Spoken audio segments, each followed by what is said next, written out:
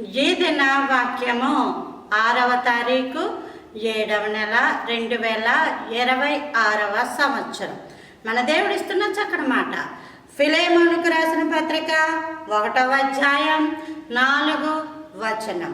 మీ ప్రేమను గూర్చి ప్రభువైన యేసు ఎడలను సమస్త పరిశుద్ధుల ఎడలను నీకు కలిగి ఉన్న విశ్వాసమును గూర్చి నేను విని నా ప్రార్థనల యందు నీ నిమిత్తము విజ్ఞాపనము చేయొచ్చు ఎల్లప్పుడూ నా దేవునికి కృతజ్ఞతాస్తుతులు చెల్లించచ్చు. ఈ అపోస్తలుడైన పౌలు ఈ ఫిలెమోనుకు ఈ పత్రిక రాస్తూ అంటున్నాడు, నీ ప్రేమను గురించి విన్నాను, ప్రభువైన యేసు ఎడల సమస్త పరిశుద్ధుల ఎడల నీకు కలిగి ఉన్న విశ్వాసం మొట్టమొదట దేవుని ఎడల ఉండాలి, తర్వాత పరిశుద్ధుల ప్రార్థనలు.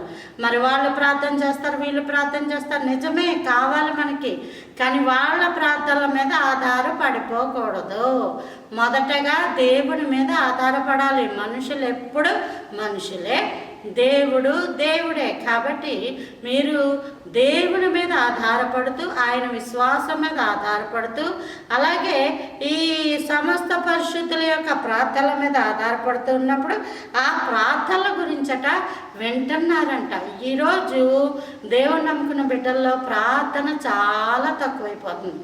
ప్రార్థన చెయ్యండి అమ్మా అంటే 5 నిమిషాలు కూడా ప్రార్థన నడటం లేదండి, ప్రార్థన రావటం లేదండి, ప్రార్థన చెయ్యాలనిపించటం లేదండి.